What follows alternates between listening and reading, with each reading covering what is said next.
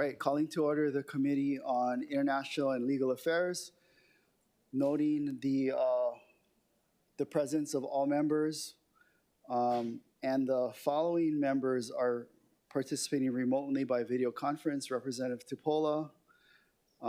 In accordance to Section 92-3.7 HRS, please identify each person who is with you at your location. Aloha, Chair Nishimoto. There's no one with me. Thank you. Okay, thank you. Pursuant to Section 92-317 HRS, this meeting will be conducted as a remote meeting by interactive conference technology with the following procedures in effect for the meeting. Members of the public will be allowed to provide oral testimony on all items on the agenda in person in the council chamber and remotely when each agenda item is taken up. As both English and Hawaiian are official languages of the state of Hawaii pursuant to Article 15, Section 4 of the Hawaii State Constitution and Section 1-13 of the HRS, members of the public may testify in either language. For oral testimonies offered in Olelo, Hawaii, additional time as may be necessary will be allowed for testifiers to provide an English language translation on their testimony. Before testifying, each person shall state their name. Each speaker may not have anyone else read their statement and is limited to a 1-minute presentation on each item. Once in-person testimony has concluded, I will proceed to those who have registered to testify remotely by video conference. When your name is called, please monitor your screen and activate your audio feed when prompted. I will then give persons who have not registered an opportunity to offer testimony. Please utilize the raised hand feature in Zoom to be called on. For those joining us by telephone only, please press *9 to indicate your desire to speak. I will identify you by the last 3 digits of your phone number. When your number is called, please press *6 to unmute yourself when prompted. Some friendly reminders and tips: video conference from a quiet location if possible. If you are also watching the proceedings on Olelo, please mute your television at the time when you are called to testify. When the timer on the screen reaches 0, please conclude your remarks promptly. HRS Section 92-313.7 requires all votes at remote meetings be conducted by a roll call unless unanimous. Therefore, I will call for objections, and if there are any, I will call for a roll call vote. For those council members participating from outside of the council chamber, in accordance to HRS Section 92-317, the meeting will automatically recess if we lose audio-visual contact with you and cannot reconvene until we establish contact. Therefore, please announce beforehand if you are voluntarily signing out of the meeting. For written testimonies, including the testifier's email address, email address, and phone number will be available to the public as described on the posted agenda. Cell phones, as a courtesy, please turn off your cell phone. Okay, moving to agenda item number 1, Resolution 25-218. We are going to call first Larry Vere, if he's present, to give a statement, or Managing Director.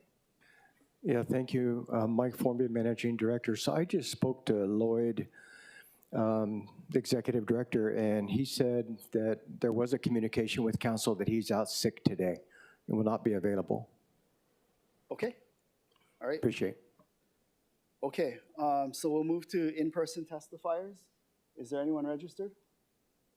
Chair, there are none. Okay, moving on to, or is there anyone in the chamber who'd like to testify and is not on the list? Okay, see none. Moving to remote testimony. Anyone registered? Chair, there are none.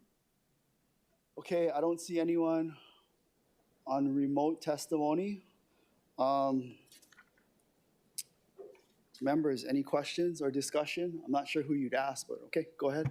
Thank you, Chair. Just quick discussion. I know that Larry, Mr. Vere would have really liked to have been here, but due to his illness right now, he wasn't able to. I just want to voice my support for the measure and say that Larry is a very strong advocate for our community. He does a lot on the neighborhood board, but also you'll see him energetically out there in the community. So I know his desire to serve will not just be for Pearl City, but for the Neighborhood Commission and the boards as a whole. So thank you so much for hearing this. Mahalo. Okay, sounds good. Anyone else? Rep. Dos Santos Town. Thank you. I'd like to echo Councilmember Okamoto's adulation for Larry Bray, the appointee. Having been a member of the Neighborhood Commission, and he was the chair of the Pearl City Board at the time, he was always, so proactive, and I think he would be, very well suited for reappointment. Okay, sounds good. Any other members? Okay, Chair's recommendation is that Resolution 25-218 be reported out for adoption. Any WRs or noes? Okay, see none. Moving on to agenda item number 2, Resolution 25-109. Members, we have a proposed posted CD1 submitted by Councilmember Tupola. For your information, the amendments are listed on the agenda. First to testify, we're going to call up Managing Director Formby.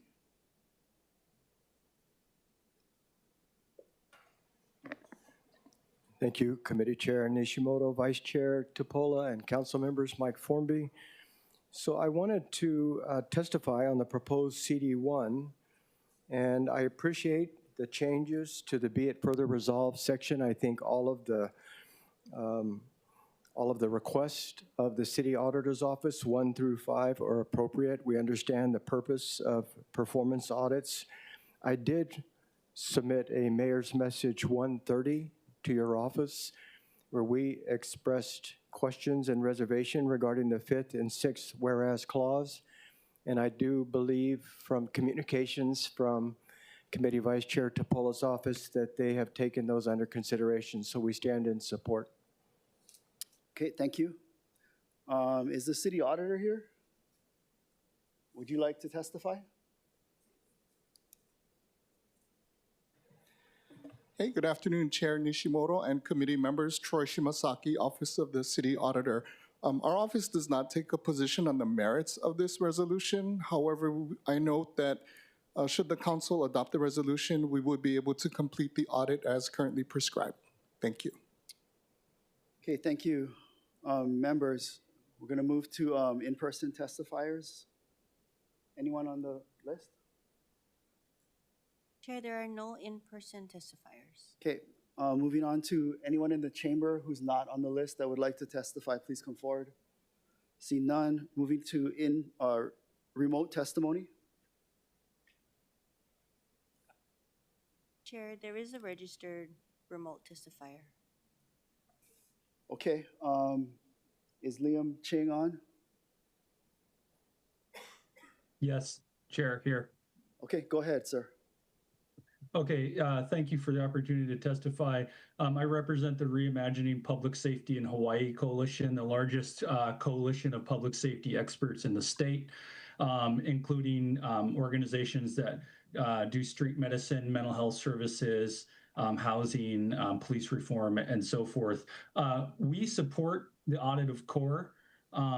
We believe CORE is a well-intentioned service. However, the purpose and the current implementation of CORE is not aligned with proven crisis responder programs across the country that have been operating for decades. This includes CAHOOTS in Eugene, Oregon, and other such gold standard programs. We just want to warn, however, that the audit should not be used as a tool to eliminate CORE or to cut funding or to shrink the scope of CORE, which is already too limited. The audit should strictly serve as a tool to improve CORE and bring it in line with proven responder models. I encourage you to look at our testimony, which was created by experts in this field. Thank you so much. Written testimony, that is. Okay, thank you. Anyone else wishing to testify remotely? I see Angela Melody Young's hand up. Go ahead. Yes, aloha, Chair. Angela Melody Young. Wishing to comment. So CORE was created in alignment with the standards from Denver, Colorado, and the STAR program. So, it was from that county in Colorado, and I think it works well. And I've been in the community and witnessed CORE's outreach and homelessness, and I've worked with Christian networks that have partnered with Kahales and CORE, so building trust in county and state and the Christian Network is very important to help with homelessness. CORE goes to Waikiki St. Augustine. We're one of the Christian networks I have worked with has like a laundry service and a mobile truck. So, you know, the Christian Network has a lot of money.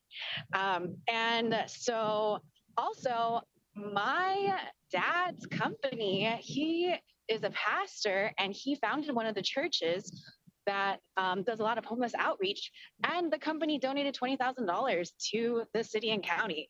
So I think working with the Christian Network could be what's needed. 2 years ago, Senate Resolution 96, and there was House concurrent resolutions to ask CORE to provide care to North Shore, Leeward, Angela. Windward, West Oahu. Angela, your time's up. Can you wrap it up? Yes. So with the state resolutions, I think the city should focus on working with statewide goals and maximizing resources. Okay, thank you. Anyone else wishing to testify remotely, please raise your hand. Okay, see none. Discussion, members. Just a quick question for the auditor's office, if that's Sure. okay.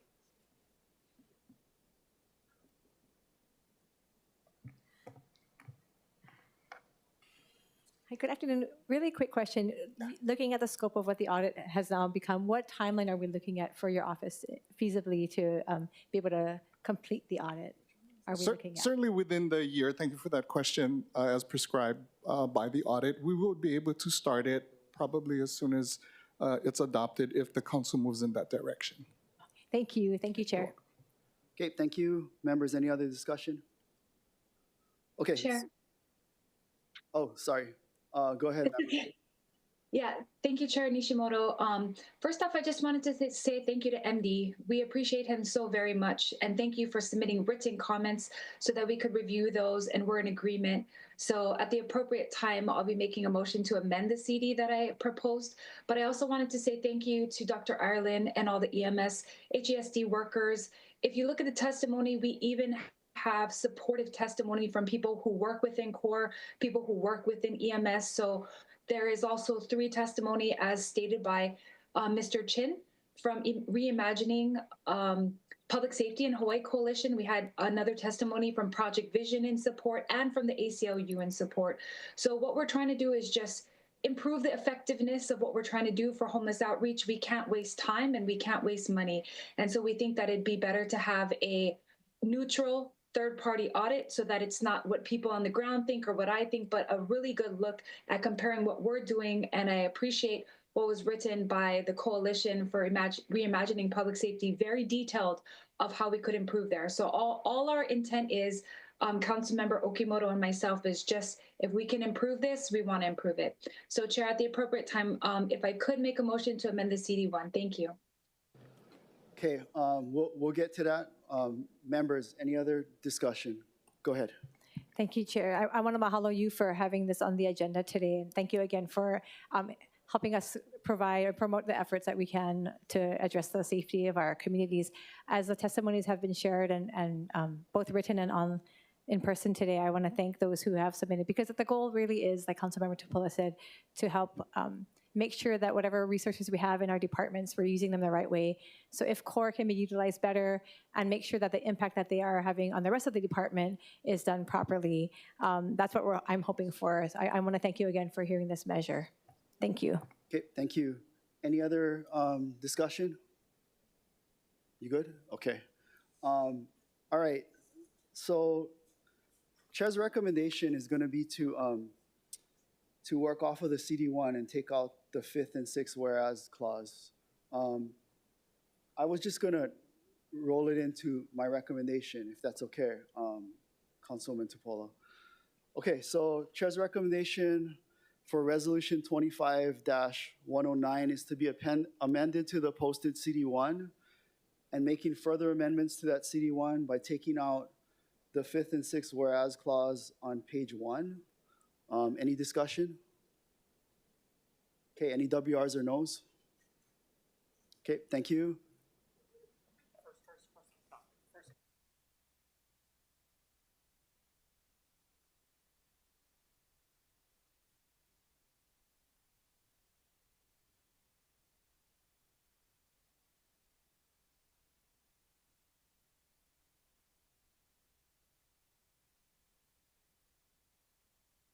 Okay, so we just adopted the CD1 with the 2 amendments. Now the chair recommends that we adopt that CD1. Any discussion? Any WRs or no's? Okay, thank you, members. Moving on to Bill 47, Managing Director Formby.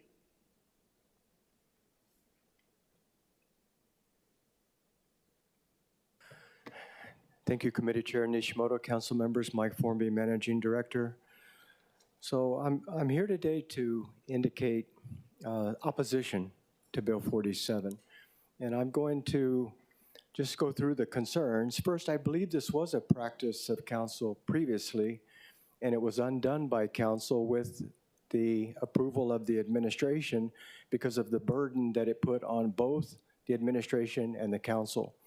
So as it reads in the proposal is IGAs of $30 million or less. And that means less down to a very nominal expenditure of cost and funds. And I can tell you that in the close relationship we have with the state on many topics, homelessness, HDOT, we enter into IGAs with them all the time that are mostly oral in nature, and then they're memorialized at some point. And when you look at the definition of an intergovernmental agreement, the last sentence specifically reads, to be deemed an intergovernmental agreement, such an arrangement need not be formalized in contract, compact, memorandum of understanding, or agreement that is executed between the city and government entity. And we do this all the time. So on Pa'akea Road out in Councilmember Tupola's district, Ed Sniffen will give me a call and will say, I want to get access to the roadway. I want to make improvements to it before we have the formal right of entry. And to facilitate that, I authorize that to be done. And it requires work on the part of the city and county to do that. And we do that kind of stuff all the time. And then we follow it up with formal memorandums and contracts. And the risk of this is this bill says that any agreement that I enter into, any IGA that I or a department enter into without going through the 15-day period is basically void ab initio. And so my recommendation to council is we're trying to get stuff done. That's what we're trying to get. Most of the things we get done, I believe, are in concert with council. I don't think we're acting independently. I'm not aware of any violation of IGAs that have caused the council concern. What I did hear anecdotally was that this bill was filed because council wanted to make sure, or one council member wanted to make sure that HPD did not enter into an agreement with ICE without the council having approved it. And they wanted that agreement to be void. And I can tell you that the administration would not allow that to happen without it coming to council. I promise you that. But to put this bill into effect, to move it further, really ties the hands of the administration. And so I would ask that you not move this bill forward. Thank you very much. I'm open to questions. Okay, thank you. Anyone else on the list to testify? Chair, there are none. Okay. Anyone in the audience wishing to testify, please come forward. Okay, moving to remote testimony. Any remote testifiers? Chair, there are none. Okay, seeing no hands up for remote testimony. Members, any questions? Member Wire. Thank you, Chair. Mahalo for your testimony, Managing Director. Just a couple of questions. I guess the first question was, after discussion with ACLU Hawaii, they were open to limiting to federal agreements. Would you be open to that? Would that limit the scope or the number of agreements? Not particularly. Many of the agreements that we enter into with HDOT have federal funds on them, and I just don't know where to draw that line. I think and I don't know legally whether or not the council could do this. I don't know whether it would be special purpose legislation, but if you wanted to limit it to any agreement with Homeland Security or ICE, I think that might be more restrictive and might not tie our hands. But I can just tell you that which council member, or what are you referring to about ICE? I'm sorry, I didn't hear that. Who did you talk to that ICE came into this conversation?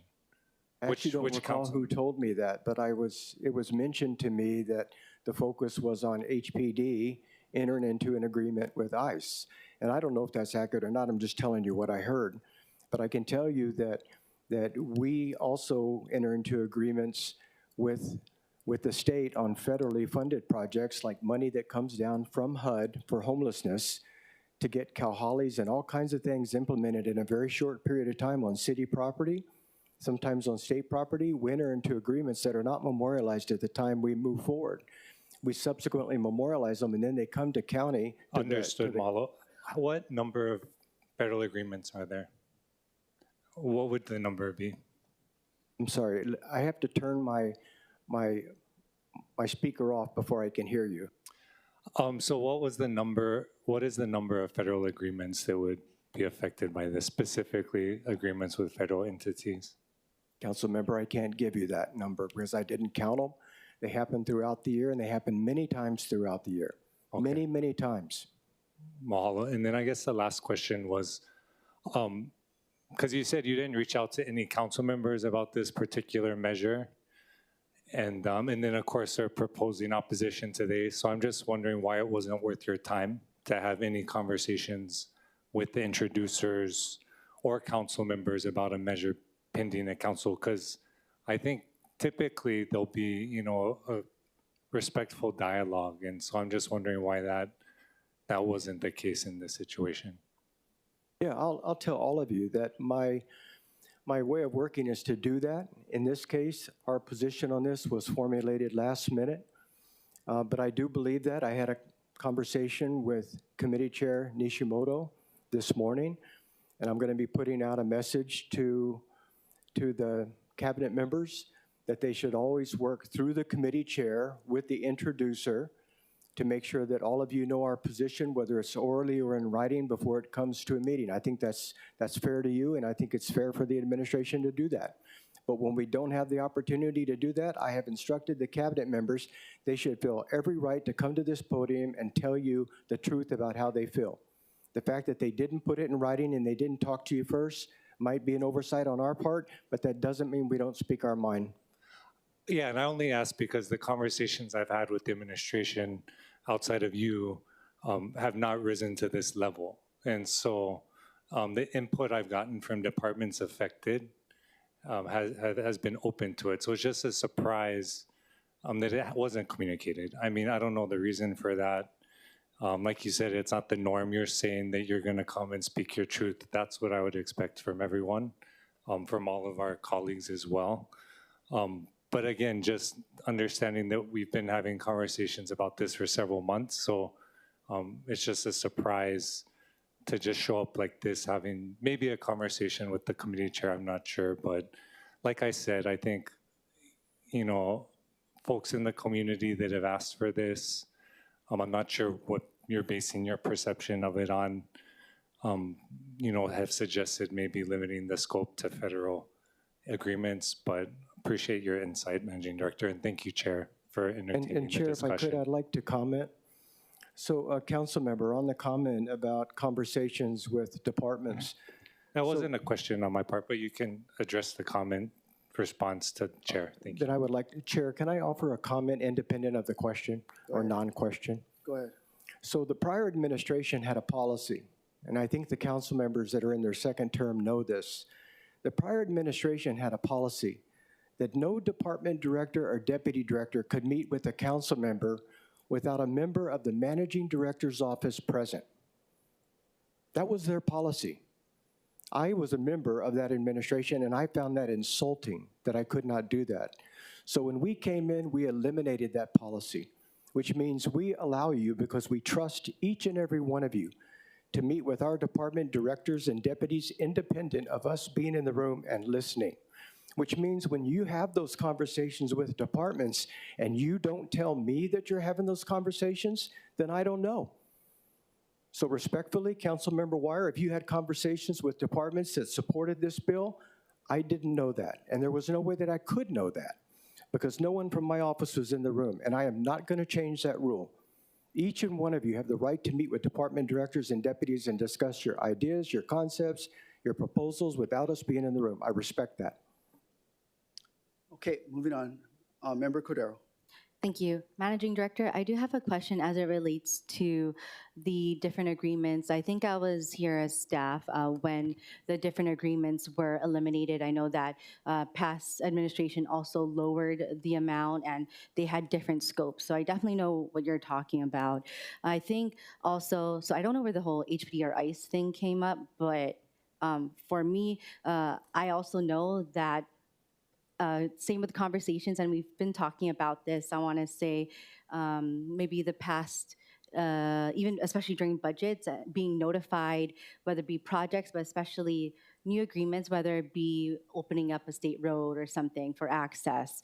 And so those type of agreements would be duly noted or duly requested for notification to the council, and that is something that I, as a member who my community relies on and reaches out to, would like to be notified about these things. I know that other departments may communicate directly to other council members, but some of us sometimes just find out through the news or finally getting a letter in the mayor's message. So I just wanted to add my points from that, and I know that you and I worked together in the past administration, and you provided that notification in that role. So hopefully, I know that you have opposition to this bill currently, but if there's a certain parameter of where you could agree to open up notifying about agreements, intergovernmental agreements, I would be open to hear about that. So Councilmember, I'll take that under consideration, but I'll tell you, we do this all the time. It's how the executive branch works. We make phone calls. Pa'akea Road, I've been working with Councilmember Tupola on that, on improvements to that and opening up access for a long time. But I don't think for a minute when Ed Sniffen called me if he could get his workers in there, his machinery in there, and we had to send people out to do that, that she expected me to call her and ask her permission to do that in advance. This bill puts a 15-day hold on anything that I want to do, a 15-day hold. And we do stuff all the time, and we do it together. And I think if there's something that we think in our judgment you might object to, we would definitely come to you and let you know. But to ask us every time we make some agreement with the state or the feds to call and let you know before we do it, it's just not going to happen. It's impossible. We can't run government that way. And that's why it was removed. I mean, the administration was coming in all the time with this kind of stuff. And it's not stuff that you would object to. You didn't object to it. That's why it was taken away. So I would respectfully ask that you allow us to do our job and not tie our hands with a bill like this. Thank you, Chair. Okay, members, any other questions? Okay. Just one comment. I appreciate the comment that the managing director made earlier with regard to a potential city agreement with ICE and HPD potentially having to do some of the work that's ordinarily on the federal side. As we know, we're 460 HPD officers short, and anything that takes our officers away from enforcing our local and state laws, especially in the context of our officer shortage, would be a huge, huge concern. And so I wanted to make sure we all heard and understood that commitment from him earlier with particular regard to any potential agreement there. But I appreciate his, the rest of his comments. Thank you. Okay, members, any other questions? Okay, Chair's recommendation in light of the discussion is going to be to defer, but I will work with the author and I'll work with the administration and see if we can get something worked out. I think the bill is well intended. It just needs to be worked out, the details. Go ahead, member. Thank you. Thank you for your recommendation. Initially, when this bill was introduced, I had voted with reservation at the time. I would have voted no, just given the parameters of the bill, but I voted with reservations to allow for discussion. I don't see any need for this. I was concerned about the inflexibility of any administration to be able to move things forward, and So without a good understanding of the need for it, I guess I would have voted no today. And moving forward, you can say, oh, leave this out. Even if you left, if it was only federal government, I would oppose it. So I think I question in general what the intent of this is and whether it's good for government. Thank you. Okay, thank you. Oh, yeah. Member Cordero. Thank you. I just was really concerning about, I don't know who or which members or have provided the intent for the authors of the bill. That was surprising for me as a co-introducer. So that was really weird. I just wanted to note that. Understood. Okay. Chair.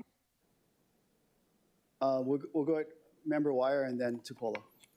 Thank you, Chair. Just wanted to note, I fully support the move to defer and honestly respect, different opinions of the bill. I mean, I think the intent is pretty straightforward in terms of just involving council notice. I just think the level of discussion and over something that's a pretty simple and straightforward policy to me is just frankly weird, and I'm not really sure where the discomfort is coming from. I think it's something that could easily be talked about and talked through, and so I guess just digesting the conversation and feedback we've gotten from the administration today, but totally support Chair deferring the measure. Mahalo. Okay, moving to Councilmember Tupola. Thank you, Chair, and thank you for your recommendation to defer. I'm also in opposition of the bill. I do not know if any amendments will persuade me to support it. I can say that from my perspective in my community, that even as fast as we move in the city from my community, it's never fast enough. We can never get permissions fast enough, coordination fast enough, and emergencies happen on the ground all the time. Whereas MD stated he needs to move rapidly because either lives are at risk or the community is at danger of something that needs to be approved. And so I think as we look through it, and of course, thank the introducers for sharing their sentiments. I had never talked to the administration about this. I think we just need to make sure that we remember that we're a city and county government that's supposed to be municipal and really flexible so that we can work as quick as possible to address all major events. And of course, all of our first responders work in the city. Thank you, Chair. Okay, thank you, members. Any other discussion? Okay, just to be clear, Chair's recommendation is to postpone to a date and time to be determined by the Chair. Okay, thank you. All right, members, executive session. Members, we now move to executive session. The following items as posted on the agenda have been referred to executive session. I will read the items individually to allow for oral public testimony on each item. Testifiers will testify on all executive session items together. The time allotted for each testimony on each item is 1 minute as set forth in the agenda. Agenda item number 4, Bruhn versus City and County of Honolulu. Agenda item number 5, Kramer versus City and County of Honolulu. Agenda item number 6, Mao versus City and County of Honolulu. Agenda item 7, this is to authorization to settle claims against the City and County of Honolulu by Winona Lee. Agenda item number 8, to settle a claim by Ally Financial against the City and County of Honolulu. And agenda item number 9, resolution of legal action to demolish unsafe structures at 525 Avocado Street. We will now proceed to in-person testimony. Anyone in the chamber wishing to testify, please come forward.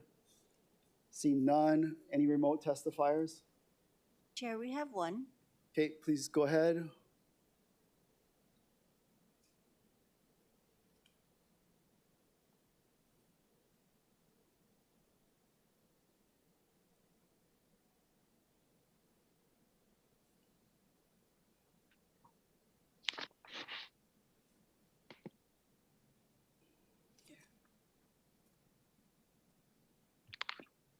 Go ahead, sir.